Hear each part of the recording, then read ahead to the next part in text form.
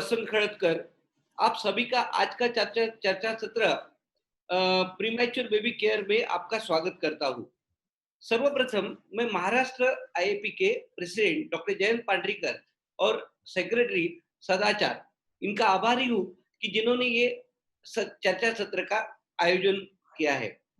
एक साधारण सी बात है कि जैसे ही प्रेगनेंसी या गर्भधारणा की न्यूज घर में आती है तो माँ बाप तो खुश होते हैं, पर पूरा परिवार खुशहाली से एकदम झूम उठता है।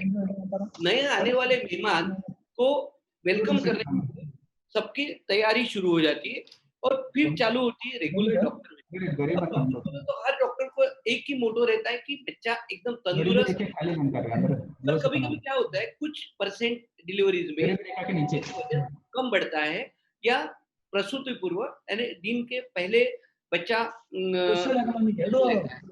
सामाजिक तो ये बच्चों को आ जाता है। साधारणतः 9 महीने 2 दिन कंप्लीट होने के बाद बच्चे का जन्म होता है, पर ये अवधि के पहले अगर बच्चा जन्म होता है तो उसको प्रीमैच्योर कहा जाता है।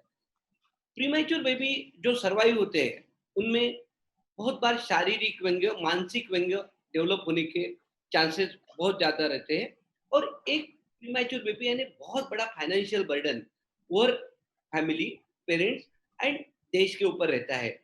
और इसके लिए बिल्कुल जो अपने पेरेंट्स एक्चुअली प्रिपेयर नहीं थे, क्योंकि प्रेगनेंसी बोला तो सब लोगों को ऐसा लगता है कि एक प्रेगनेंसी बच्चा पैदा हो जाए और उसके बाद अपना खत्म, either they are ready for caesar और नॉर्मल डिलीवरी। और इसके बाद ये अचानक सा फाइनेंशियल बर्डन फैमिली में आता है और इससे फैमिली को फाइनेंशियल, साइकोलॉजिकल, फिजियोलॉजिकल ये सब स्ट्रेस में डाल देता है। तो ऐसा इसी कारण प्रीमैच्योरिटी बहुत अपना इंपॉर्टेंस रखता है। अभी एक बात होगी, एक साइड होगी प्रीमैच्योरिटी की बात, पर ऐसा देखा गया है कि अगर अच्छी केयर और अच्छी परवरिश या प्रीमैच्योर में होती है और टाइमली इंटरवेंशन होता है तो प्रीमैच्योर बच्चे बहुत अच्छे निकलते हैं। और आजकल आज का जो आधुनिक युग है जिसमें बहुत सारी मशीन्स और वेंटिलेटर जैसे मशीन्स आ गए और बहुत सारे ड्रग्स आ गए और प्रॉपर टेक्निक एजुकेशन, उसके कारण प्रीमैच्योर बच्चे अच्छे निकलते। इसका एक बहुत आपको खास उदाहरण दूंगा मैं, जीता जागता उदाहरण है सर ऐसाक न्यूटन करके, you all know, who is very good mathematician, physiologist and astronomer है। उनका ही was born a premature baby. तो अपन ने अपनी हार मानना नहीं चाहिए। यह सब देखते हुए हमें पालक और प्रीमैच्योर बेबी और समाज की जो प्रीमैच्योर बेबी के बारे में सोच है उसकी बदलना पड़ेगा। और यही सोच बदलने के लिए उसमें क्या होता है, क्या प्रॉब्लम, कैसे केयर लेना चाहिए, इसका निराकरण करने के लिए ये अपने आज का चर्चा सत्र चुना है। आज ये चर्चा सत्र में मेरे साथ जो एक्सपर्ट्स है उनमें से डॉक्टर मुकेश अग्रवाल, जो कि बाल रोग तज्ञ है, मुंबई के निवासी है और मुंबई के केईएम हॉस्पिटल के पीडियाट्रिक डिपार्टमेंट, बाल रोग डिपार्टमेंट के हेड ऑफ द डिपार्टमेंट। उन्होंने बहुत सारी बुक्स बच्चों के हेल्थ के बारे में लिखी है। मेरे दूसरे स्नेही है डॉक्टर लक्ष्मण बिद्री, यह विजापुर कर्नाटका से है। इनका बिद्री अश्विनी हॉस्पिटल के नाम से एक हॉस्पिटल है जो कि बहुत 350 बेडेड है और इसके ये चेयरमैन और एचओडी है। ये टीचर भी है और यह आईएपी बीजापुर के अध्यक्ष रह चुके हैं। मेरे तीसरे स्नेही जो है doctor Vineet Saxena, he is from Meerut, Uttar Pradesh. Doctor Vineet Saxena 2018 में सेंट्रल आईआईपी के वाइस प्रेसिडेंट रह चुके हैं और इनका बहुत सारा काम नियोनेटोलॉजी में, जैसे हमारे जो प्रोग्राम एनआरपी होती है उसमें बहुत सारा योगदान देना है। Thank you. I give my mike to doctor Jayant Pandrikar, the president of Maharashtra IIP. Good morning. तो पालक मित्र हो, मैं सभी का आपका यहाँ पर तहे दिल से स्वागत करता हूँ। आपको पता है इंडियन एकेडमी ऑफ पीडियाट्रिक्स अर्थात ही जो बाल रोग तज्ञ संगठन है, इसकी महाराष्ट्र शाखा की ओर से हमने एक प्रोग्राम शुरू किया है और इस प्रोग्राम का नाम है बाल स्वास्थ्य अभियान। प्रोग्राम के तहत हमने आज तक अभी तक अलग अलग विषयों के ऊपर चर्चा की है। हमारे तज्ञ मार्गदर्शक यहाँ पर तज्ञ मार्गदर्शक हमारे यहाँ पर आते हैं, जो कि ना कि सिर्फ महाराष्ट्र से है, लेकिन महाराष्ट्र के बाहर से भी, नॉर्थ टू साउथ पूरे सभी जगह से यहाँ पर तज्ञ मार्गदर्शक आते हैं और हमें अलग अलग विषय के ऊपर मार्गदर्शन करते हैं। तो मित्रों, आज ऐसे ही हम एक नई श्रृंखला की कड़ी को पेश करने जा रहे हैं, और आज इस कड़ी का नाम है प्रीमैच्योर बच्चे की देखभाल कैसे करें। जी हाँ, पालक को आपको पता है कि जैसे ही घर में गुड न्यूज आती है तो बहुत घर में खुशी का माहौल रहता है, और जैसे हम डॉक्टर्स के पास में जाते हैं, गायनेकोलॉजिस्ट के पास में जाते हैं, वो कुछ बताते हैं कि भाई थोड़ा सा प्रॉब्लम है, थोड़ा जल्दी बच्चे को डिलीवर करना पड़ेगा। तो ऐसे वक्त सबके मन में एक शंका सी पैदा होती है कि हमारा बच्चा अगर प्रीमैच्योर रहेगा तो क्या होगा, और प्रीमैच्योर रहेगा तो उसको कहाँ एडमिट करना पड़ेगा, उसके बाद में उसकी देखभाल कैसी की जाएगी। वो जो एनआईसीयू रहता है, जो कांच की पेटी में रखा जाता है या कांच की खोली में रखा जाता है, उसकी देखभाल वहां पर कैसे की जाती है। क्या मैं माँ पूछती है कि क्या मैं मेरे बच्चे को दूध पिला पाऊंगी कि नहीं माँ पिला पाऊंगी। ऐसे काफी सारी शंकाएं आपके मन में है, आपके दिमाग में है। हाँ, इसी शंकाओं को निरसन करने के लिए मार्गदर्शन पर हमने आज हमारे तज्ञ मार्गदर्शक यहाँ पर उपस्थित हुए हैं। मुझे बड़ी खुशी है कि हमारे साथ में आज हमारे senior paediatrician doctor Laxman Bidri साहब, जो कि बीजापुर कर्नाटका से है, और वो यहाँ पर हमको मार्गदर्शन करने वाले हैं। उसी प्रकार डॉक्टर विनीत सक्सेना साहब, जो मेरठ से है, उत्तर प्रदेश से है, वो हमको बताने वाले हैं कि प्रीमैच्योर बच्चों की देखभाल कैसे करना चाहिए, पीबीयू में या एनआईसीयू में कैसी देखभाल होती है, बताने वाले हैं। उसी प्रकार हमारे तीसरे तज्ञ मार्गदर्शक डॉक्टर मुकेश जी अग्रवाल, जो कि हमारे ही महाराष्ट्र के हैं, केईएम हॉस्पिटल के बाल रोग तज्ञ विभाग के प्रोफेसर और हेड है। काफी सारे बच्चे उनके अंडर में रहते हैं एनआईसीयू में, और बहुत सारे जो डॉक्टर्स है उनके अंडर बन रहे हैं, पीडियाट्रिशियन बन रहे हैं। तो हम उनसे भी आज जानने वाले हैं कि बच्चों की देखभाल बच्चों की देखभाल कैसे करना चाहिए। तो पालक हो, आपको पता है कि प्रीमैच्योर बच्चा आने के बाद में हमारी मन में कई शंकाएं रहती है कि डॉक्टर साहब आप इसको तो एक कांच की पेटी में रखेंगे, लेकिन उसके बाद में उसकी मानसिक वाड़ कैसी होंगी, उसकी शारीरिक वाड़ कैसी होंगी, उसमें कोई व्यंग तो नहीं रहेगा, कहीं ये बच्चे की आंख में कुछ तकलीफ तो नहीं रहेंगी, कहीं ये सुन पाएगा कि नहीं पाएगा, हमसे कम्युनिकेट कर पाएगा कि नहीं पाएगा। ऐसे बहुत सारी चीजें, बहुत सारी शंकाएं आपके मन में है। तो जानते हैं इसी शंकाओं के ऊपर एक अच्छा सा डिस्कशन और मार्गदर्शन हमारी तज्ञ डॉक्टर के और इस पूरा जो हमारा सेशन जो है, इस सेशन को मॉडरेट कर रहे हैं डॉक्टर वसंत खड़कर, जो कि नागपुर से है, और जिन्होंने बहुत ही शानदार कॉन्फ्रेंस, नेशनल कॉन्फ्रेंस अरेंज की थी 2018 में, और हमारे जो बाल रोग तज्ञ संगठन है उसमें कई महत्वपूर्ण उनका योगदान रहा है, कई महत्वपूर्ण पोस्ट के ऊपर उन्होंने कार्य किया है। तो मैं आपका ज्यादा समय ना लेते हुए मैं हमारे मॉडरेटर डॉक्टर वसंत खड़कर जी से अनुरोध करता हूँ कि कृपया हमारा डिस्कशन चालू रखें। Thank you. Over to doctor Vasant. चलो अपनी चर्चा के ऊपर मुड़ते हुए मेरा पहला प्रश्न है डॉक्टर मुकेश अग्रवाल को कि ये जो प्रीमैच्योरिटी बढ़ती है, तो मुझे ये डिफरेंस चाहिए कि प्रीमैच्योर बच्चा क्या है, नॉर्मल बच्चा क्या है, और ये आज का इंडियन सिनेरियो प्रीमैच्योर बच्चे के बारे में क्या है सर? हाँ, तो धन्यवाद जयंत भाई, धन्यवाद वसंत जी, बहुत बहुत धन्यवाद मुझे इसमें इनवाइट करने के लिए।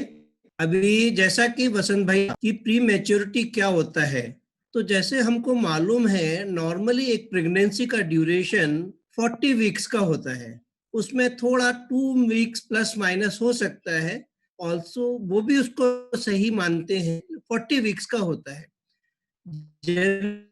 किसी बच्चे का जन्म 37 वीक्स के पहले हो जाता है, अपन प्रीमैच्योर बोलते हैं, और इसमें भी जिस बच्चे का जन्म 28 वीक्स के पहले हो जाता है या 7 महीने के पहले हो जाता है, तो हम उसको एक्सट्रीम प्रीमैच्योर बोलते हैं। तो ये प्रीमैच्योरिटी, सभी प्रीमैच्योरिटी एक जैसी नहीं होती, बच्चे बॉर्न प्रीमैच्योर होते हैं, कुछ ज्यादा प्रीमैच्योर होते हैं और कुछ एक्सट्रीम प्रीमैच्योर होते हैं। इंडिया में अप्रोक्सीमेटली 7 to 10%, 7 से 10% बच्चे प्रीमैच्योर पैदा होते हैं, यानी करीबन 35 लाख बच्चे हर साल प्रीमैच्योर होते हैं। प्रीमेच्योरिटी का इंसिडेंस अभी जैसा लगता है थोड़ा बढ़ रहा है, क्योंकि आजकल रिप्रोडक्शन टेक्निक, असिस्टेड रिप्रोडक्शन ये सब बढ़ता है, लेकिन उसके साथ में ये सुविधाएं भी इतनी अच्छी बढ़ रही हैं कि आजकल प्रीमेच्योरिटी से इतना घबराने की जरूरत नहीं है, और प्रीमेच्योरिटी के मोस्ट ऑफ द केसेस आराम से मैनेज हो जाते हैं। Thank you Mukesh sir. अब Thank you. मेरा अगला प्रश्न जाता है डॉक्टर बिदरी को। ये प्रीमैच्योरिटी होने का रीजन क्या है sir? Bidri sir. Maharashtra IAP का ये जो आयोजन किया है, प्री टर्म यानी अवधि पूर्व जो जन्म लेते शिशु, उनको हम प्रीमेच्योर बोलते हैं। अभी मेरे को ये सवाल पूछा गया है कि प्री टर्म बच्चे, I am audible, what are the reasons? वो प्री टर्म होने के लिए कारण क्या हो सकता है? पहला कारण है समाज में सामाजिक से और फाइनेंशियली सोशो इकोनॉमिकली बैकवर्डनेस, यानी आर्थिक रूप से और जो महीने के आमदनी रहता है उसे हिसाब से जो सोशली इकोनॉमिकली बैकवर्ड जो बोलते हैं, और आम भाषा में जो पुअर बोलते हैं, पुअर सोशो इकोनॉमिक, ये जो है वो main one of the reason है। और दूसरी कारण है माँ की उम्र, जो बच्चे को जन्म दे रहे हैं माँ, उनको अभी कई सारे रूरल एरिया में जैसे 14, 15, 16 ईयर्स को भी मैरिज कर देते हैं। अभी 16 ईयर्स से पहले अगर जो मदर प्रेग्नेंट हो गई तो उसको प्रीमेच्योर बेबी डिलीवरी का चांसेस बहुत ज़्यादा रहता है। और 30 के ऊपर अगर माँ की उम्र ज़्यादा है तो भी, यानी माँ का उम्र कम भी नहीं रहना और ज़्यादा भी नहीं रहना, वो दोनों कारण से बच्चा प्रीमेच्योर पैदा हो सकता है। और माँ को अगर कुछ प्रॉब्लम्स है, हेल्थ प्रॉब्लम्स, वो हाइपरटेंशन हो सकता है, डायबिटीज हो सकता है, कुछ इन्फेक्शन से, माँ को अगर इन्फेक्शन है, कोरियमनाइटिस वगैरह बोल सकते हैं, कुछ इन्फेक्शन है तो भी प्रीमेच्योर डिलीवरी हो सकता है। देन माँ को अगर मल्टीपल जेस्टेशन, अगर जुड़वा या अंदर पेट के अंदर जुड़वा बच्चा हो या ट्रिपलेट्स हो या क्वाड्रुप्लेट्स हो, उन बच्चों को ऐसा एक से ज़्यादा बच्चा अगर माँ का पेट में है तो भी प्रीमेच्योर होने का चांसेस बहुत ज़्यादा है। और पहले का जो, इससे पहले बच्चे का अगर जो बच्चा पैदा हुआ उसका अगर ठीक तरह से पैदा नहीं हुआ, पुअर आउटकम, बर्थ आउटकम, वो भी हो सकता है। देन बेबी को अगर माँ का अंदर अभी तारीख नहीं आया, डिलीवरी डेट नहीं आया, मगर अंदर बेबी को डिस्ट्रेस चालू हो गया, तकलीफ होने लगा, तो उसको डिलीवरी करना पड़ता है, तो उसको हम फीटल डिस्ट्रेस बोलते हैं। यानी माँ का पेट में जो बेबी रहता है अभी उसका टाइम नहीं हुआ, तो प्री टर्म है, वो 30 वीक का है, मगर उसको अंदर तकलीफ होने चालू होता है। किस वजह से? माँ को तकलीफ होने की वजह से, या पानी कम होने की वजह से, क्या इन्फेक्शन वजह से, तभी डिलीवरी करना पड़ता है। इसलिए उसको हम फीटल डिस्ट्रेस, यानी बच्चों को पेट के अंदर तकलीफ है तो भी बच्चा जल्दी डिलीवरी करना पड़ता है। और कभी कभी ये जो हम डिलीवरी डेट जो कैलकुलेट करते हैं, अगर गलत तरीके से कैलकुलेट किया, एक्सपेक्टेड डिलीवरी समझो कि अभी जून 10 को है, अगर गलती से मई 10 या मई 15 को, तो भी रिटर्न डिलीवरी हो सकता है। ये सब जो हमने अब तक हमने बताया, ये माँ के संबंधित है। अभी फीटल फैक्टर्स, यानी बेबी जो है, फीटस बोलते हैं। जब तक माँ का अंदर बेबी रहता है उसको हम फीटस बोलते हैं, जब वो बेबी बाहर आता है उसको हम अंदर है जब उसको फीटस बोलते हैं। तो उसको भी कुछ कारण हो सकता है प्री टर्म डिलीवरी होने के लिए। वो जेनेटिक, यानी आनुवंशिक, जीन्स जो है, जीन्स में आनुवंशिक जो अगर प्रॉब्लम है, वंशाणु बोलते हैं उसको, जीन्स को वंशाणु बोलते हैं। वंशाणु में अगर कुछ प्रॉब्लम है, chromosomal abnormality, again genes, chromosomes, वो वंशाणु में कुछ एब्नॉर्मल फाइंडिंग्स है, और माल फॉर्मेशन, यानी बच्चे फीटस जो है अंदर ठीक से डेवलप नहीं हो रहा है, हार्ट का हो या ब्रेन का हो या लिम्स का हो, तो माल फॉर्म्ड बेबी, वो भी प्रीटर्म डिलीवरी हो सकता है। पता है मल्टीपल जेस्टेशन, यानी एक से बदले बच्चा अगर 2 या 3 फीटस अंदर बढ़ रहे हैं, देन और एक इम्पॉर्टेंट रीजन कंजेनिटल इन्फेक्शन, जब बेबी फीटस जब माँ के गर्भ में है तब भी उसको इन्फेक्शन हो सकता है, तो उसको हम कंजेनिटल इन्फेक्शन बोलते हैं, उससे कारण से भी बच्चे को ये हो सकता है। मेरा थैंक यू सर। हाँ विनीत भाई, मेरा तीसरा क्वेश्चन है कि बच्चा तो एडमिट हो जाता है और माँ बाप को ये मालूम ही नहीं रहता है कि एग्जैक्टली क्या चल रहा क्या नहीं चल रहा एनआईसीयू को, तो अपन डॉक्टर्स लोग एक्चुअली एनआईसीयू केयर क्या करते हैं, कैसी लेते हैं? धन्यवाद वसंत। पहले तो मैं सबसे महाराष्ट्र एकेडमी ऑफ पीडियाट्रिक्स को धन्यवाद देना चाहूँगा और उनकी सराहना करना चाहूँगा कि जनता के लिए और शिक्षा के लिए उनका एक बहुत अच्छा प्रयास है। अपने लिए तो सब करते हैं, लेकिन समाज के लिए करना हम सबकी जिम्मेदारी है। तो जैसा आपने पूछा एनआईसीयू केयर क्या है, बच्चा जब माँ के पेट के अंदर होता है, गर्भ में होता है, तो बिल्कुल अलग वातावरण होता है और बाहर का वातावरण बिल्कुल अलग होता है। कई समस्याओं के साथ अक्सर बच्चा पैदा होता है। जैसे आज की चर्चा का विषय है, सबसे मुख्य कारण, मेन समस्या प्रीमेच्योरिटी है, समय से पहले होना। उसके अलावा और कई समस्याएं, जैसे पैदा होने के कारण सांस का ठीक से ना आना, बहुत सी माँ की बीमारियों का बच्चों पे प्रभाव होना, जैसे माँ का ब्लड प्रेशर बढ़ा होना, माँ में मधुमेह या डायबिटीज की बीमारी होना, तीसरे माँ के बच्चेदानी के इन्फेक्शन की वजह से बच्चा इन्फेक्टेड होना। तो बहुत से कारण ऐसे हैं जिनकी वजह से बच्चे को एक विशेष तरह की देखभाल की जरूरत होती है। ये देखभाल किस तरह की होती है? इसमें 3 चीजों का सामंजस्य होता है। पहले टेक्निकल पर्सन, यानी मैन पावर, मनुष्य वहाँ ऐसे सेवा देने वाले होते हैं जो इस चीज के एक्सपर्ट होते हैं। दूसरी, आजकल टेक्नोलॉजी का यूज है, टेक्नोलॉजी की सपोर्ट, मशीनें और बहुत से एसेट्स ऐसे होते हैं जिससे बच्चे को उस स्थिति तक पहुंचाने में, जब तक उसके परिवार वाले उसकी घर पे देखभाल कर सकें, वो उस तरह से सहायता दी जाती। और तीसरा सपोर्ट, सबसे बड़ा सपोर्ट माँ का खुद होता है। माँ कंगारू मदर केयर, फीडिंग या अपना दूध निकाल के जो सहयोग देती है।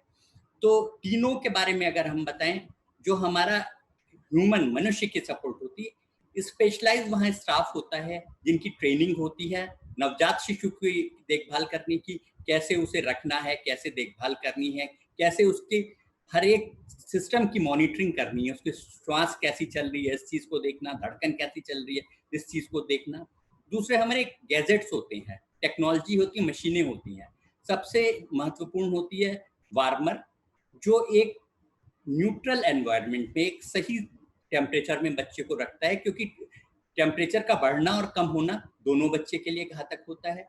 ऐसे पीलिया देखने के लिए, पीलिया कम करने के लिए फोटोथेरेपी मशीनें होती हैं। बहुत सारे मॉनिटर ऐसे होते हैं जो बच्चे की श्वास की गति को, कितनी ऑक्सीजन उसकी जा रही है, दिल की धड़कन क्या हो रही है, इस चीज को बिना स्किन से ही टच करके डिस्प्ले करते हैं और वहाँ जो सक्षम स्टाफ होता है उसकी मॉनिटरिंग। तो इस पूरे टोटल पैकेज को हम एनआईसीयू केयर कहते हैं। थैंक यू विनीत भाई। एक्चुअली बेसिकली विनीत भाई का कहना ये है कि this is a family centred care. ये जो घर में जो केयर मिलती है, बच्चा एक रहता है तो वो केयर जो है वो एनआईसीयू में केयर होती है और फैमिली जैसी केयर होती है। तो this is the basic motto of NICU care. So मेरा चौथा प्रश्न अग्रवाल सर को है कि मदर ने क्या क्या करना चाहिए, जो मदर का बेबी एनआईसीयू में एडमिट है, वो मदर ने क्या क्या करना चाहिए? जैसा कि अभी डॉक्टर सक्सेना ने बताया कि एनआईसीयू केयर के 3 पार्ट होते हैं। 2 पार्ट जो वो डॉक्टर्स और हॉस्पिटल से रिलेटेड होते हैं और मदर का भी एक बड़ा रोल होता है। अपन ये सोचते हैं कि जब बच्चा एनआईसीयू में है तो सारी रिस्पॉन्सिबिलिटी हॉस्पिटल की और डॉक्टर की है, लेकिन ऐसा नहीं है। माँ भी उसमें बहुत इंपॉर्टेंट रोल अदा कर सकती है और ग्रेजुअली अभी तो ये कंसेप्ट आ रहा है कि एनआईसीयू में ही मदर को रखा जाए, तो जिससे मदर डायरेक्टली बेबी को सुपरवाइज कर सके, एक बॉन्डिंग बन सके। लेकिन उसके बाद भी बहुत सारी चीजें ऐसी हैं जो सिर्फ एक मदर ही अच्छे से कर सकती है, जैसे फीडिंग का कंपोनेंट है। अभी आजकल वो सिस्टम नहीं है कि बाहर से या एक्स्ट्रा मिल्क दिया जाए। जहां तक मदर का मिल्क सबसे अच्छा होता है, और हम लोग जहां तक कोशिश होते हैं कि अगर बच्चा मुंह से कुछ ले सकता है तो उसको मदर का मिल्क ही दिया जाए। तो दैट इज वन थिंग कि फीडिंग में वो मदर हेल्प कर सकती है।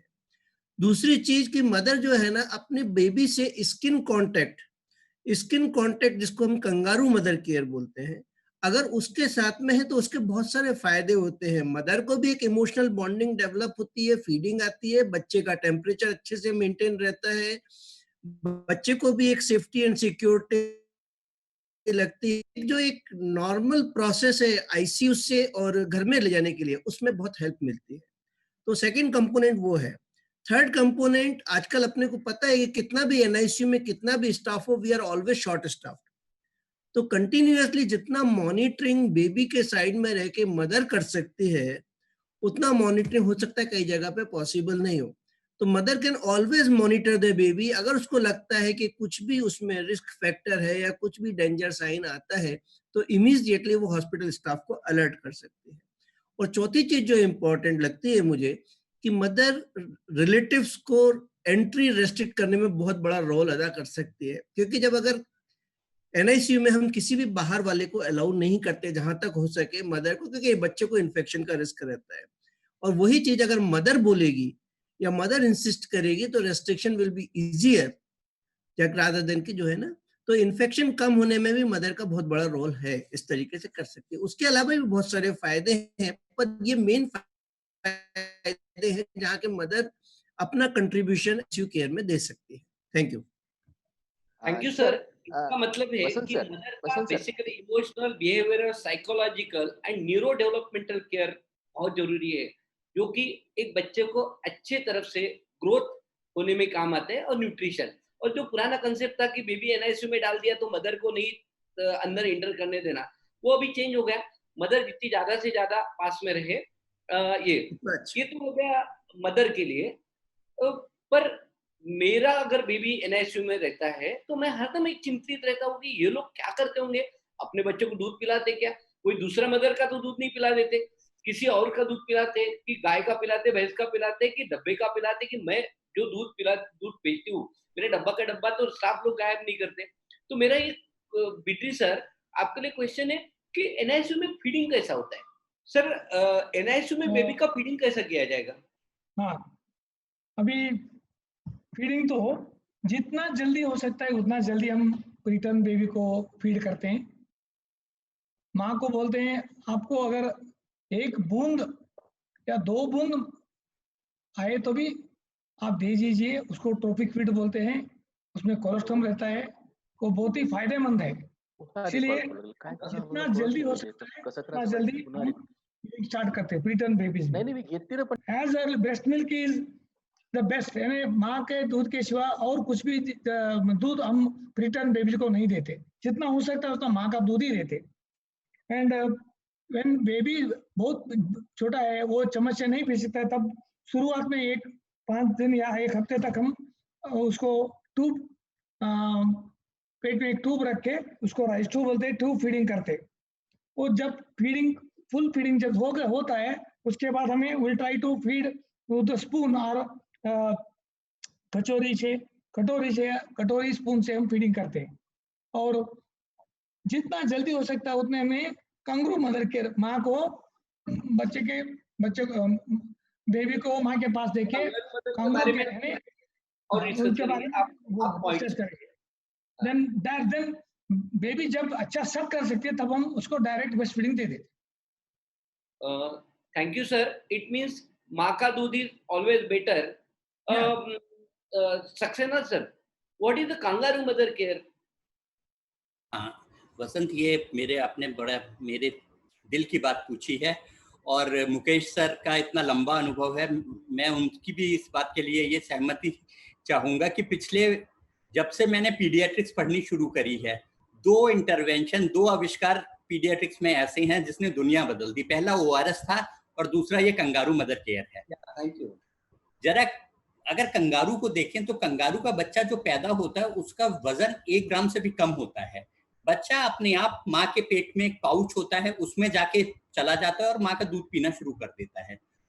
और इतनी तेजी से उसका वजन बढ़ता है कि कुछ ही दिनों में वो करीब 2-2.5 किलो पे पहुंच जाता है।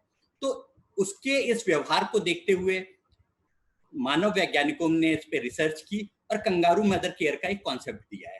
कंगारू मदर केयर में क्या होता है कि बच्चा जैसे ही स्टेबल होता है, खासतौर से कम वजन वाला बच्चा, उसे माँ की छाती पे लिटा देते हैं, जिससे बच्चे की त्वचा और माँ की त्वचा यानी स्तनों के बीच में बच्चा लेटा हुआ है और ना बच्चे के शरीर पे कपड़ा है ना माँ के शरीर के पे कपड़ा है, और ऊपर से कवर कर दिया, जिससे माँ और बच्चे की स्किन एक दूसरे के कांटेक्ट में रहे। तो ये बहुत बड़ा चमत्कार है। कंगारू मदर केयर से हर एक को फायदा होता है, बच्चे को फायदा होता है, माँ को फायदा होता है, परिवार को फायदा होता है, समाज को फायदा होता है। कैसे फायदा होता है? बच्चे को एक तो सबसे बड़ी जो प्रीमेच्योर बच्चे की दिक्कत होती है हाइपोथर्मिया, यानी ठंडा होने लगता है, उसे गर्भ जैसा वातावरण मिलता है, और वो जो गर्माहट मिलती है उस गर्माहट से बच्चे का तेजी से वजन बढ़ता है। इस पे बहुत सारी रिसर्च हो गई है और ये एक वेल प्रूव फैक्ट है, सब जानते हैं। दूसरी चीज ये, बच्चे के शुगर लेवल कम नहीं होते, हाइपोग्लाइसीमिया नहीं होता, एपनिया, प्रीमेच्योर बच्चे की ये एक समस्या होती है कि समय समय पे एकदम से सांस छोड़ जाता है, तो इस एपनिया वाली चीज में भी उसे एकदम प्रभाव पड़ता है, एपनिया कम होते जाते हैं। इसके अलावा वो सुरक्षित एक वातावरण में रहता है, इन्फेक्शन से बचा रहता है, और इस तेजी से वजन बढ़ने के कारण समय से जितना प्रेडिक्टेड टाइम होना, जितना हम अनुमानित समय लगा रहे होते हैं, उससे पहले उसे अस्पताल से छुट्टी भी मिल जाती है।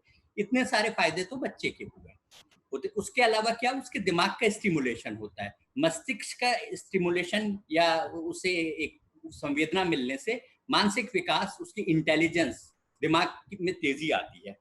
माँ को फायदा होता है, एक माँ अपने आप को सुरक्षित महसूस करती है, उसकी बॉन्डिंग बच्चे के साथ जो नेचुरल स्नेह होता है वो बहुत तेजी से बढ़ता आता है, स्ट्रेस फ्री, तनाव मुक्त होती है मदर, और इन सब की वजह से उसका लैक्टेशन बढ़ता है, आराम से दूध पिलाने लगती है।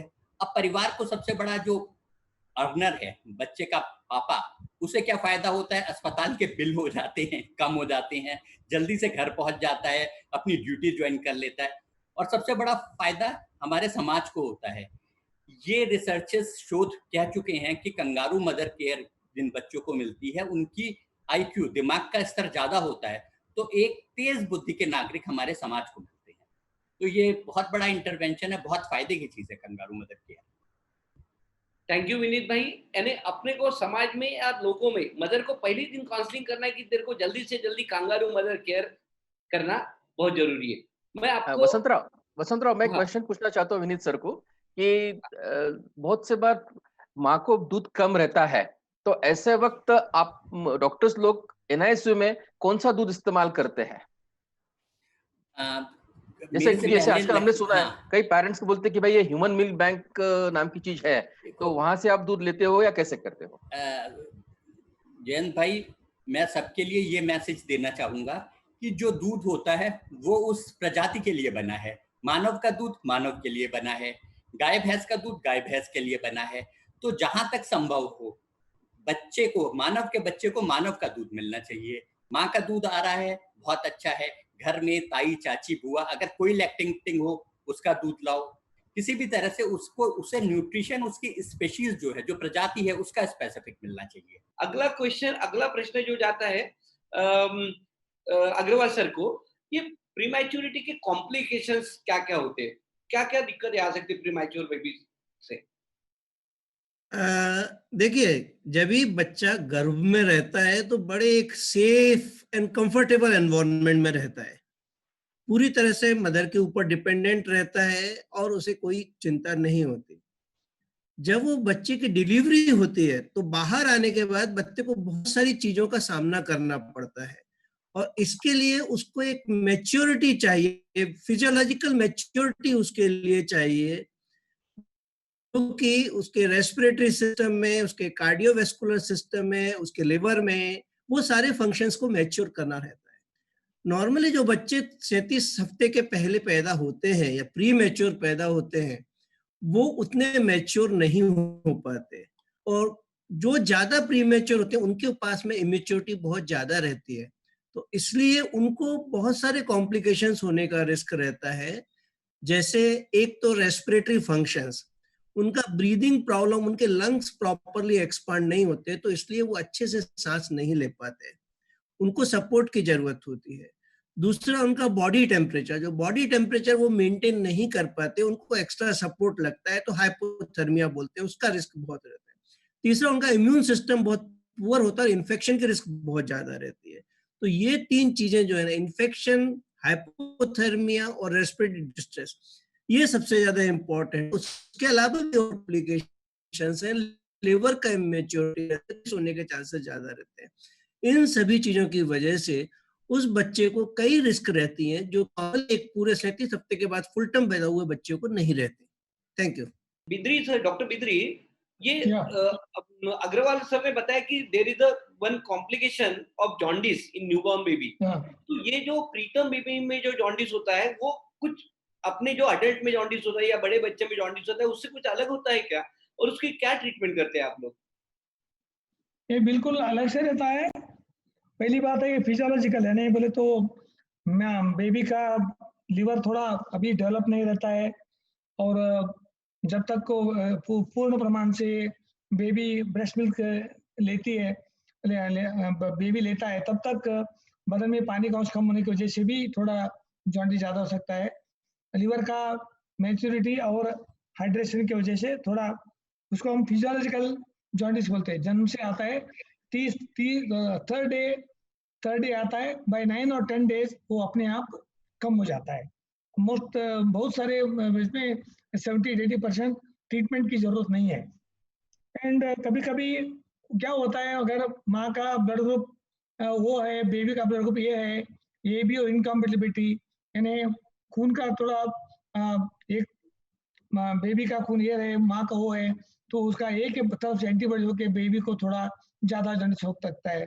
स्पेशली माँ अगर RH नेगेटिव है, बेबी RH पॉजिटिव है, तब भी बेबी को जॉन्डिस होता है। मगर बहुत सारे प्रकार में अगर माँ RH नेगेटिव है तो उसको पहले से ही NTD इंजेक्शन, यानी बच्चों को कुछ तकलीफ नहीं होना कर कोई इंजेक्शन देता है वो RH। इसीलिए माँ का RH ब्लड ग्रुपिंग करना बहुत ही जरूरी है। और बच्चों को जॉन्डिस है तो हमें फोटोथेरेपी, यानी एक तरफा लाइट ट्रीटमेंट देते हैं, फोटोथेरेपी से बच्चों का ये कम होता है। ये अगर जॉन्डिस ज्यादा है, यानी 20 के ऊपर है, और अगर जॉन्डिस बहुत ही ज्यादा हो तो ये जॉन्डिस ब्रेन को डैमेज करने का बहुत संभावना है। इसीलिए जल्दी, यानी तुरंत अपने को जॉन्डिस कम करने के लिए बच्चे को हम एक्सचेंज ट्रांसफ्यूजन, यानी बच्चे का जो बच्चे के अंदर जो खून है वो खून निकाल के हम ताज़ा और फ्रेश ब्लड में ब्लड चेंज करते हैं। वो जो सेम ब्लड ग्रुप का ब्लड चेंज करते हैं, वो ये ब्लड एक्सचेंज करने से बच्चे का जॉन्डिस जो है तुरंत जल्दी कम होता है। और वो फोटोथेरेपी कंटिन्यू रख के वो ये करते हैं। ये एक्सचेंज ट्रांसफ्यूजन से बच्चे को बहुत मदद मिलता है, और बच्चे को जो ब्रेन को तगल के करंट जो बोलते हैं, बाद में बच्चों को अगर ये जॉन्डिस हमने ठीक जल्दी कम नहीं किया तो बच्चे को ये जॉन्डिस ब्रेन को लग के बच्चे का हैंडीकैप हो सकता है, बच्चे का बाद में डेवलपमेंट नॉर्मल नहीं हो सकता है। इसीलिए जॉन्डिस रिकॉग्नाइज करना, जल्दी ट्रीटमेंट करना, और बहुत जॉन्डिस ज्यादा है तो एक्सचेंज करना बहुत महत्वपूर्ण है। धन्यवाद विजय सर। मैं इसमें ऐड करना चाहूंगा, प्रीमैच्योर बच्चों में बहुत बार इन्फेक्शन होने से भी जॉन्डिस डेवलप हो सकता है, और ये जो लिमिट रहती है कि कब इसका एक्सचेंज करना और कब फोटोथेरेपी देना, प्रीमैच्योर बेबी के मापदंड अलग रहते हैं। जैसे टर्म बेबी में 12 के ऊपर बिलीरुबिन जाता है तो फोटोथेरेपी देते हैं, प्रीमैच्योर में एज के हिसाब से बिलीरुबिन। तो अपने पेरेंट्स ने ये नहीं समझना चाहिए कि हमारे बच्चे को तो 12 हुआ नहीं, फोटोथेरेपी क्यों स्टार्ट किया। तो ये पॉइंट एक ध्यान में रखना है। भाई मुझे मुकेश भाई ने बताया कि ये अर्ली कॉम्प्लिकेशंस के बातें बताए, पर इसमें लॉन्ग टर्म कॉम्प्लिकेशन क्या है प्रीमैच्योरिटी के, और उसको कैसे प्रिवेंट कर सकते हैं अपन? देखिए, कॉम्प्लिकेशन रोकने का सबसे पहला आसान तरीका, सरकार का भी उस पर जोर है कि मदर को हम अगर स्टेरॉइड इंजेक्शन लगा दे समय से, तो अगर प्रीमेच्योर बच्चा होता भी है तो उसकी अक्षमताएं, उसकी कमियां काफी हद तक स्पेशली फेफड़ों की या श्वास रोगों की वो कम हो जाती हैं। लेकिन बच्चा प्रीमेच्योर पैदा हो गया, अब उसे क्या क्या हमें देखना है, क्या क्या हो सकता है आगे चल के और क्या उसके उपाय हैं। तो सबसे पहली बात आंखों की आती है। तो आरओपी, रेटिनोपैथी और प्रीमेच्योरिटी एक समस्या है आंखों की। प्रीमेच्योर बच्चों की रेटिना परिपक्व ना होने के कारण, साथ साथ ऑक्सीजन के प्रवाह के कारण रेटिना में कुछ कमियां आ जाती हैं, जिससे चल के आगे चल के बच्चे की आंखों में कमजोरी आ जाती है और अंधापन भी आ सकता है। तो इसके लिए जरूरी है कि गाइडलाइन से के अनुसार हम समय से 3 हफ्ते, या बहुत हाई रिस्क वाले बच्चे उन्हें 3 हफ्ते से पहले सक्षम आंख वाले चिकित्सक को या आंख के स्टाफ को दिखाएं। आंखों के इलाज में आरओपी में इतनी प्रगति हो चुकी है कि अगर समय से कदम उठाए जाए तो आगे चल उसकी आंखें बची रहती हैं। दूसरी चीज ये है कि हियरिंग स्क्रीनिंग। बच्चे की श्रवण, सुनने की क्षमता प्रीमेच्योर बच्चे की उतनी विकसित नहीं होती, और साथ में कुछ दवाइयों के भी प्रभाव होते हैं कि आगे चल के बच्चे के सुनने के प्रभावित हो। तो इसके लिए भी जरूरी है कि 24 घंटे के अंदर हम उसकी हियरिंग स्क्रीनिंग करा लें और कान सुनने की क्षमता का उसका फॉलो अप करें 40 हफ्ते और 3 महीने पे, जिससे कान संबंधी जो छोटे मोटे इंटरवेंशन होते हैं, हियरिंग एड देना या आगे चल के कॉक्लियर इम्प्लांट वगैरह देके उसके सुनने को भी हम बचा सकते हैं। तीसरी स्क्रीनिंग वो सभी बच्चों के लिए है, थायराइड स्क्रीनिंग। अगर बच्चा कंजेनाइटल थायराइडिज्म यानी थायराइड के विकार से पैदा हुआ है और उसको हम इस चीज को मिस करके, तो आगे चल के मानसिक रूप से उसका विकास नहीं होता, शारीरिक रूप से अक्षमता रहती है। तो ये 3 स्क्रीनिंग जरूरी है। इसके अलावा जो है रेस्पिरेटरी, श्वास संबंधी बीमारियां प्रीमेच्योर में आगे चल के अस्थमा या जो क्रॉनिक लंग डिजीज हो सकती हैं, उसके लिए इलाज के तरीके बदले हैं। वेंटिलेशन, सांस देने का तरीकों में साइंस ने चेंज किया है, नॉन इन्वेजिव से इन्वेजिव। तो वो तो चिकित्सकों का पार्ट है, लेकिन श्वास वो कैसी ले रहा है, रेस्पिरेटरी थेरेपिस्ट को समय समय पे दिखा के हम उस क्षमता को भी कम कर सकते हैं। तीसरी चीज ये होती है जो भी समाज के लिए सबसे बड़ा भार होता है, सीपी बच्चे, यानी जिनका शारीरिक क्षमता है, शरीर मांसपेशियों का उतना विकास नहीं हो चुका है। इसे हमें समय समय पे स्क्रीनिंग करके बच्चे के स्नायु सिस्टम को, यानी न्यूरोलॉजिकल एग्जामिनेशन के द्वारा बच्चे की मसल टोन, उसमें उसकी जो टोन नेचुरल हाथ पैरों में होती वो घटी हुई है या बढ़ी हुई है, और अर्ली स्टिमुलेशन एक्सरसाइजेस जो विशेषज्ञों द्वारा होती है, स्पेशलाइज उसके सेंटर हैं, वो करके उस बच्चे की कमजोरी को हम सेरेब्रल पैल्सी के जो विकट प्रभाव होते हैं उससे काफी हद तक मिनिमाइज कर सकते हैं, और वो समाज पे उतना बोझ नहीं रहेगा, अपने कामकाज कर लिया करेगा।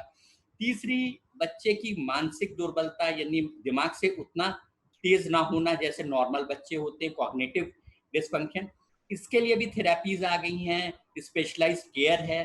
तो अगर कॉग्निटिव थेरेपी दे तो इन चीजों से भी बचा जा सकता है। ये मुख्य समस्याएं प्रीमेच्योर बच्चों के साथ आती हैं जो प्रिवेंट की जा सकती है। कम से कम इसके जो वजन है, इसके जो खतरे हैं, उन्हें मिनिमाइज किया जा सकता है। मुकेश सर, एक्चुअली मेरा बच्चा तो अभी प्रीमेच्योर है, सर्वाइव हो गया, सब हो गया। अब मेरी सबसे बड़ी चिंता है कि उसका स्कूल में परफॉर्मेंस कैसा रहेगा, क्योंकि नेचुरली एक माँ बाप को तो बच्चा अपना स्कूल में अच्छा इंटेलिजेंट चाहिए, इंटेलिजेंट। अब ऐसे का मैंने एग्जांपल दे दिया, पर what is your opinion about school performance? Vasant भाई, ये बहुत इंपॉर्टेंट सवाल है और पेरेंट्स के लिए सबसे बड़ी वरी रहती है कि ठीक है, अभी जो प्रीमेच्योरिटी हो गई, डिलीवर हो गया, बच्चा डिस्चार्ज हो गया, लेकिन आगे जाके ये स्कूल में कैसा रहेगा या उसका मानसिक विकास, फिजिकल विकास कैसा रहेगा। तो एक चीज मैं बोलूंगा कि शुरू में तो डेफिनेटली पहले कुछ महीने में वो बच्चा थोड़ा स्लो रहने वाला है। जो पैदा होते हैं वो बाय द एंड ऑफ वो उसके बाद में नॉर्मल हो जाते हैं। तो जहां तक अधिकांश बच्चों का सवाल है, अधिकांश प्रीमेच्योर बच्चों का सवाल है, उनको कोई प्रॉब्लम नहीं होती। पहले साल के बाद में वो एक तरह से नॉर्मल हो जाते हैं, वो नॉर्मल बच्चे की तरह स्कूल ज्वाइन कर सकते हैं, नॉर्मल परफॉर्मेंस कर सकते हैं। हाँ, 2 या 3 तरह की प्रॉब्लम्स हैं जो प्रीमेच्योर्स को स्पेशली हो सकती हैं, स्पेशली उन कैटेगरीज में जहां की बच्चा बहुत प्रीमेच्योर हो, मतलब 28 वीक्स के भी पहले पैदा हुआ हो या 30 वीक्स के पहले पैदा हुआ हो, या फिर बच्चे को लंबे टाइम तक NICU में रखना पड़ा हो या ऑक्सीजन देना पड़ा हो, तो उसकी वजह से उसके इन्फेक्शंस, ऑक्सीजन की टॉक्सिसिटी, उसकी वजह से प्रॉब्लम हो सकती है। और तीसरी वजह, अगर कोई बच्चे को और कोई प्रॉब्लम है, क्योंकि प्रीमेच्योर बच्चों को और कंजेनिटल प्रॉब्लम्स हुए, मालफॉर्मेशन होने के भी चांस रहते हैं, तो जब तक अगर ये प्रॉब्लम्स हैं तो बच्चे को उसके डेवलपमेंट पे, उसके स्कूल परफॉर्मेंस पे, एकेडमिक एक्टिविटी पे फर्क पड़ सकता है। अदरवाइज नॉर्मली जो है ना, ये बच्चे ऐसा ही अच्छा कर सकते हैं अगर कोई ये प्रॉब्लम्स नहीं है, जैसा कि एक फुल टर्म बच्चा करता है। कभी कभी कुछ बच्चों को देखा गया है, प्रीमेच्योर्स का जनरल कंसेप्ट है कि वो स्लो रहते हैं, तो उनका कारण और भी हो सकता है जो प्रीमेच्योरिटी से अनरिलेटेड हो। जैसे कि प्रीमेच्योरिटी डॉक्टर बिडारी ने बताया है कि ये यूजुअली जो ना लो सोशियो इकोनॉमिक स्टेटस में बहुत होती है, जहाँ इन्फेक्शन का प्रॉब्लम होता है, न्यूट्रिशन का प्रॉब्लम होता है। तो ये जो ग्रोथ एंड डेवलपमेंट पे अगर कोई इफेक्ट है, तो वो हो सकता है कि वो प्रीमेच्योरिटी से रिलेटेड ना हो, बल्कि और कारणों से रिलेटेड हो। और इसके लिए नॉर्मली जो है ना, एक तरह से ये एश्योरेंस जरूरी है कि अगर प्रीटर्म बच्चे को अच्छा प्रॉपर फॉलोअप केयर मिले, रेगुलर उसका असेसमेंट हो, और अगर उसको कोई मेजर कॉम्प्लिकेशंस नहीं हुए हैं, तो वो बच्चा प्रॉब्ली नॉर्मली स्कूल में परफॉर्म करेगा। Thank you. Thank you Mukesh भाई, एक बहुत बड़ी चिंता हमारी कम कर दी कि बच्चा स्कूल में जा सकता, स्कूल में परफॉर्मेंस अच्छा कर सकता, और मैं उन्हें पहला उदाहरण भी दे दिया। अभी बिदरी साहब, मुझे एक बच्चा प्रीमैच्योर हो गया, अब मुझे 3 साल बाद या 2 साल मेरे को सेकंड चांस लेना है, क्या मेरा बच्चा प्रीमैच्योर होने के चांसेस है? और अगर होता है तो वो नहीं होने के लिए मैंने क्या प्रिकॉशंस लेना चाहिए, और उसका वो प्रीमैच्योर बर्थ कैसे प्रिवेंट करना चाहिए? हाँ, वो सही बात है कि पहले एक प्रीटर्म बेबी प्रीटर्म दे दो तो नेक्स्ट बेबी प्रीटर्म नहीं होना, ऐसा पेरेंट्स को कोशिश करना चाहिए। इसके लिए क्या करना, पहली बात है वो रेगुलर फॉलोअप करना। तो रेगुलर फॉलोअप करना, कंसीव होते ही ऑक्सीजन को बता के रेगुलर आना, और इंस्टीट्यूशन में यानी एक संस्था में डिलीवरी करना, कि होम डिलीवरी क्या छोटा हॉस्पिटल में डिलीवरी नहीं करना, वो इंस्टीट्यूशन में जिधर कुछ सब सुविधा है उधर ही डिलीवरी प्लान करना। दूसरी बात है मोस्ट इम्पॉर्टेंट न्यूट्रिशन, ये जो डेली जो खाना जो खाते हैं तो उसमें अच्छा न्यूट्रिशन होना चाहिए, ठीक तरह से जो कार्बोहाइड्रेट, प्रोटीन, सब तरफ से वेजिटेबल्स, वो न्यूट्रिशन के ऊपर ध्यान रखना पड़ेगा। और स्वादिष्ट आहार का आहार खाना पड़ेगा, उसको कुछ परहेज वगैरह जो है वो नहीं करना, जो उसको अच्छा लगता है, और अच्छा फूड न्यूट्रिशियस फूड खाना चाहिए।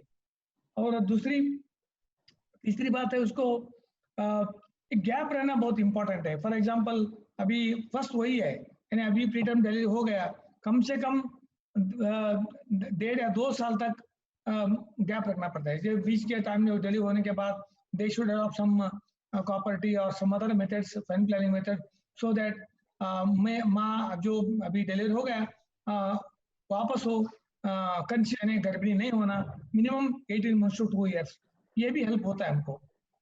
एंड सोनोग्राफी जो है जल्दी शुरू करना, तो ये फाइंड आउट करने के लिए बच्चे के बेबी कैसा डेवलप हो रहा है, यानी बेबी नॉर्मली डेवलप हो रहा है, क्या बेबी का डेवलपमेंट कम है, क्या बेबी के कुछ अनोमलीज है क्या, देखने के लिए रेगुलर अल्ट्रासाउंड करना। और अगर लगे तो ये बेबी का डिलीवरी भी जल्दी हो सकता, तो ऑब्स्टेट्रिशियन को पहले से आप बता रहे, तो उनको क्या करते हैं, उन्होंने बच्चे को जल्दी बाहर नहीं है, सरकार सर्वाइकल सीचर यानी वो सर्विक्स, गर्भाशय का जो दरवाजा रहता है उसको हम सर्विक्स बोलते हैं, उसको हम वो ऑब्स्टेट्रिशियन प्रसूति तज्ञ जो है वो एक टाँकी डाल देते हैं, उससे भी हमें ये प्रेगनेंसी आगे बढ़ा सकते हैं। और सबसे इम्पोर्टेंट जो भी आपका ऑब्स्टेट्रिशियन है उसको बहुत जल्दी कंसल्ट करना, उनको वो जो हम लूप रहते हैं रेगुलर उनको बताना पड़ेगा, बताना, यानी स्पेसिंग ऑफ दी बेबी हो या न्यूट्रिशन हो या कंसीव होने के बाद हो, रेगुलरली और जल्दी ही उन्होंने प्रसूति तज्ञ से संपर्क करना चाहिए। इन शॉर्ट, अगर अपने को पहले प्रीमैच्योर बेबी के बाद दूसरी प्रेगनेंसी अगर तुमको प्लान करना है, तो आप लोगों को पीडियाट्रिशियन और गायनेकोलॉजिस्ट इनके कंसल्टेशन में रह के इनका एडवाइस लेके, इट मींस साथ साथ, राइट, साथ साथ, तो ये करके अपने को प्लान करना है। तो अभी विनीत भाई, मेरा बच्चा तो प्रीमैच्योर है, प्रीमैच्योर नर्सरी में है, और मैं तो रोज टीवी पे देख रहा, सरकार भी बोल रही कि पहले दिन हेपेटाइटिस बी का इंजेक्शन देना चाहिए, ओपीवी देना चाहिए, बीसीजी देना चाहिए। अब क्या करूं मैं, डॉक्टर से क्या सलाह लूं, क्या करना, मेरे बेबी को इम्यूनाइजेशन करना चाहिए? टीकाकरण समाज के लिए और बच्चों के लिए बहुत आवश्यक है, और इसके लिए बहुत अच्छे दिशा निर्देश हमारी संस्था इंडियन एकेडमी ऑफ पीडियाट्रिक्स ने दिए हैं। बच्चा जैसे ही स्थिर हो, नवजात बच्चे को 3 वैक्सीन दी जाती हैं, बीसीजी, जीरो पोलियो और हेपेटाइटिस बी। जहां तक बीसीजी और जीरो पोलियो की बात है, जैसे ही बच्चा स्थिर हो उसे दे देनी चाहिए, और छुट्टी से पहले, डिस्चार्ज से पहले तो दे देना आवश्यक है। अब दूसरी बात आई हेपेटाइटिस बी की। हेपेटाइटिस बी में ऐसा कहा जाता है कि वैक्सीन देने का, अगर प्री मैच्योर बच्चा है, कम वजन है, तो उसका उतना प्रभाव नहीं आता है। लेकिन अगर बच्चे की मदर में हेपेटाइटिस बी है तो 12 घंटे के अंदर अंदर हमें हेपेटाइटिस बी और उसकी दवाई इम्यूनोग्लोबुलिन भी दे देनी चाहिए। और अगर बच्चे की मदर को हेपेटाइटिस बी नहीं है और बच्चा प्रीमेच्योर है, वजन कम है, तो या तो वो 1 महीने का हो जाए या कम से कम उसका 2 किलो वजन हो जाए, तब उसे हेपेटाइटिस बी देनी चाहिए। आगे का वैक्सीनेशन का ऐसा है कि उसके क्रोनोलॉजिकल एज, यानी पैदा होने के दिन के अनुसार जो आयु है, 6ठे हफ्ते में पहला हमारा लगती है पेंटावेलेंट वैक्सीन, न्यूमोकोकल, रोटावायरस। हाँ, तो मैं बात कर रहा था, अगर बच्चा अस्पताल में है तो हम उसे 6 हफ्ते वाली भी सारी वैक्सीन दे सकते हैं। सिर्फ रोटावायरस वैक्सीन से थोड़ा बचना चाहिए, क्योंकि वो लाइव वैक्सीन है, औरों के लिए थोड़ी हैजार्ड की है। बाकी टीकाकरण का शेड्यूल और कार्यक्रम बच्चे का वैसे ही चलना चाहिए जैसे और बच्चों का होता है। मेरा अगला प्रश्न आपके लिए है कि ये अब डॉक्टर ने मेरे को बता दिया कि तुम्हारे यहाँ प्रीमैच्योर बच्चा आने वाला है, तो हम लोग कैसे प्रिपेयर्ड रहे, डॉक्टर, मेरे कंसर्न डॉक्टर और मैं कैसे प्रिपेयर्ड रहे, क्या प्रिपरेशन मैंने करना चाहिए? सी डॉक्टर बिडारी ने बहुत सारे कॉजेस बता दिए हैं, क्या करना चाहिए और क्या क्या कॉजेस हो सकते हैं, तो काफी पार्ट इसमें कवर हो गया है। लेकिन इसके बाद भी काफी केसेस होते हैं इसमें अनप्रेडिक्टेबल होता है कि वो डिलीवरी प्रीटर्म होगी या नहीं होगी। फिर भी for each and every baby, for each and every delivery, her delivery के लिए हमें प्री मैच्योरिटी के लिए प्रिपेयर्ड रहना चाहिए। 3 स्पेशली केसेस हैं जिन केसेस में प्रीमेच्योर होने के चांसेस बहुत ज्यादा है। या तो पहले कोई बैड ऑब्स्टेटिक हिस्ट्री रही है, या पहले कोई प्रीमेच्योरिटी रही है, अबॉर्शन रहा है, तो रिस्क बहुत ज्यादा है। दूसरा, अगर मदर को कोई सीवियर इलनेस है या क्रॉनिक इलनेस है, सिस्टेमिक इलनेस है, बीमारी है, मुझे चाहिए ये अपने को मालूम हो गया कि प्रीमैच्योर डिलीवरी होना है, तो मुझे चाहिए कि क्या करना चाहिए अपने डॉक्टर से। तो ऐसे केस में एक तो कॉन्स्टेंटली आपको रेगुलर एंटीनेटल केयर की जरूरत है। एंटीनेटल चेकअप आपके रेगुलर होने चाहिए। ये भी जरूरी है कि कई बार जो है ना, बिफोर कंसेप्शन आप डॉक्टर से सलाह लें कि उनको क्या क्या करना चाहिए, और इसके बाद में पूरे जो है 9 महीने कंटिन्यूस डॉक्टर के टच में रहना जरूरी है, एंटीनेटल केयर जरूरी है। नंबर 2, आपको इन जनरल गुड डाइट की जरूरत है, बैलेंस डाइट की जरूरत है। नंबर 3, आपको जो भी एक्सरसाइजेज है, एक्सरसाइज पूरी बंद नहीं करनी है, लेकिन किसी भी तरह की हैवी एक्सरसाइज, वेट लिफ्टिंग वगैरह, वो सब अवॉइड करना चाहिए। इन्फेक्शंस जहां तक हो सके वो अवॉइड करें तो अच्छा है, और किसी भी तरह का इमोशनल स्ट्रेस है, मेंटल स्ट्रेस, वो अवॉइड करना चाहिए। तो फिजिकल रेस्ट, इमोशनल स्ट्रेस का avoidance, good balance nutritious diet and proper antenatal care, ये 4 चीजें रखेंगे तो काफी कुछ केसेस में आप जो है ना इससे बच सकते हैं। मैं कुछ ऐड करना चाहूंगा। जब मालूम रहता है कि प्रीमैच्योर बेबी है, होने वाला है, सबसे इंपॉर्टेंट है कि it should be institutional delivery. कोई हॉस्पिटल में जाके डिलीवरी होना चाहिए, जहाँ पे प्रॉपर गायनेकोलॉजिस्ट और पीडियाट्रिशियन अवेलेबल रहना चाहिए। दूसरा, इसमें रिससिटेशन फैसिलिटी अवेलेबल रहना चाहिए। थर्ड, पेरेंट का काउंसलिंग इज वेरी इंपॉर्टेंट कि बेबी को शिफ्ट करने की जरूरत पड़ती है, बेबी को क्या क्या कॉम्प्लिकेशन आ सकते हैं, ये बिफोर डिलीवरी उनका काउंसलिंग और होना चाहिए। और बेबी को शिफ्ट करना है प्रीमेच्योर बेबी को, तो प्रॉपर वे में प्रॉपर टेम्परेचर मेंटेन करके ट्रांसपोर्ट ऑक्सीजन ये शिफ्ट होना चाहिए। तो ये प्रॉपरली अगर शिफ्ट किया जाए तो बेबी के बाकी चांसेस बहुत ज्यादा बढ़ जाते हैं। Thank you sir. अभी मेरा अगला क्वेश्चन है बिद्री सर को, ये बेबी का डिस्चार्ज क्राइटेरिया सर कैसे डिसाइड आप कि कैसे डिसाइड करते कि कब डिस्चार्ज करना बेबी को एनआईसीयू से? पहली बात है, बच्चे को कुछ भी कॉम्प्लिकेशन नहीं रहना। कोई कॉम्प्लिकेशन बोलते हो, बेबी को अगर फीडिंग नहीं ले रहा है, बेबी पूर्ति बिल्कुल एक्टिव नहीं है और कुछ भी हेल्थ इश्यूज नहीं है, तो डिस्चार्ज नहीं करना। अभी नेक्स्ट इज बेबी अपनी जो रूम टेम्परेचर है, यानी माँ के पास जब देते हम एनआईसीयू से, माँ के पास बेबी एक मिनिमम 3 to 4 days और 5 days माँ के पास रहे, तो वो टेम्परेचर में जो नॉर्मल घर में जो टेम्परेचर है वो टेम्परेचर में बच्चे मेंटेन होना, उसका टेम्परेचर मेंटेन होना। एंड फीड जो है उसका वेट के हिसाब से फुल फीड उन्होंने अगर चम्मच से लेना चाहिए।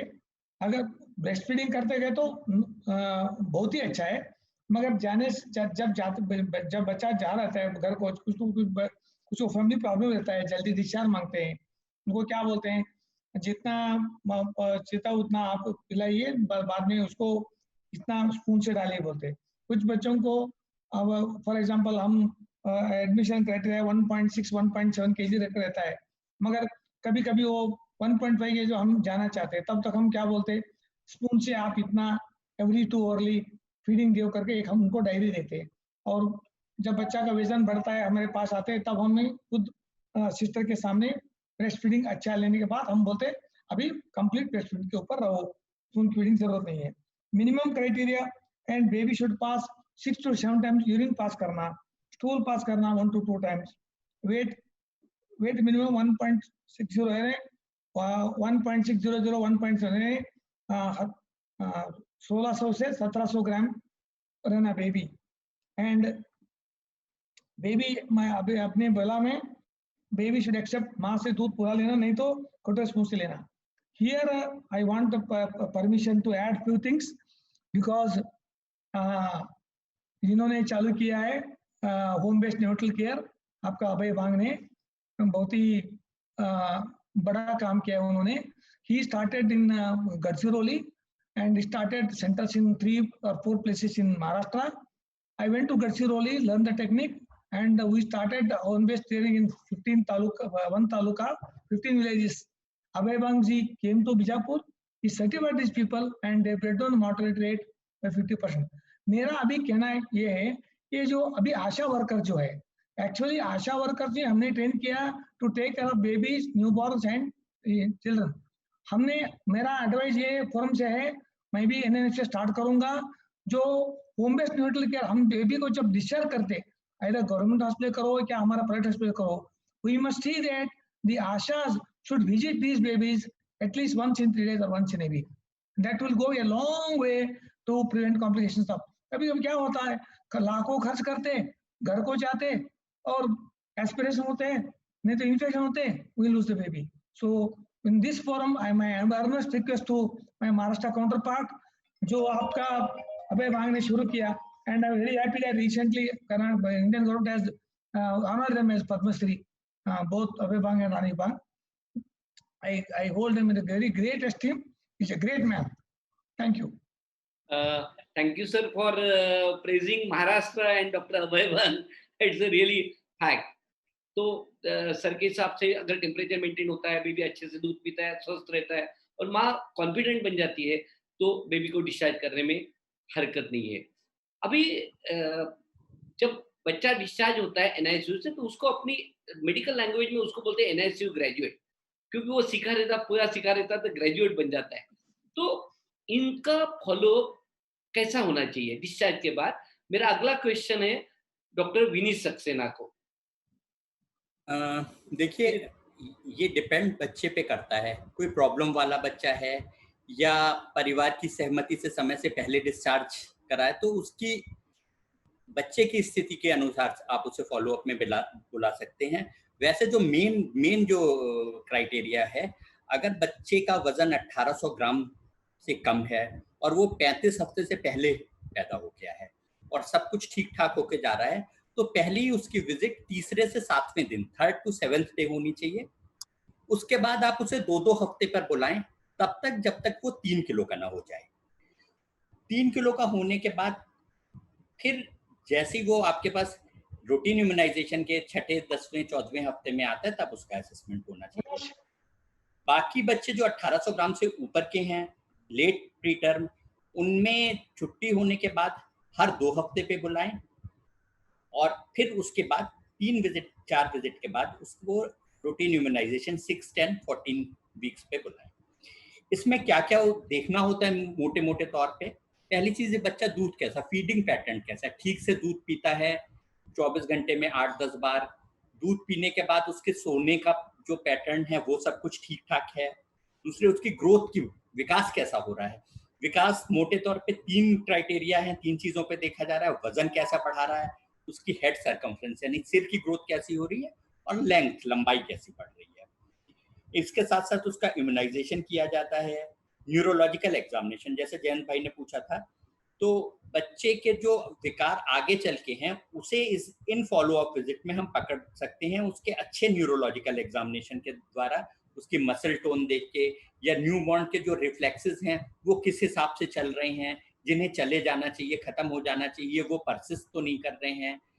इन सब बातों से डिटेल न्यूरोलॉजिकल एग्जामिनेशन होता है बच्चे का। डेवलपमेंट असेसमेंट होता है एज के साथ साथ, जो एक माइलस्टोन होते हैं हर एज के साथ, उस माइलस्टोन को अपनी एज के साथ बच्चा हासिल कर रहा है ये या नहीं कर रहा है।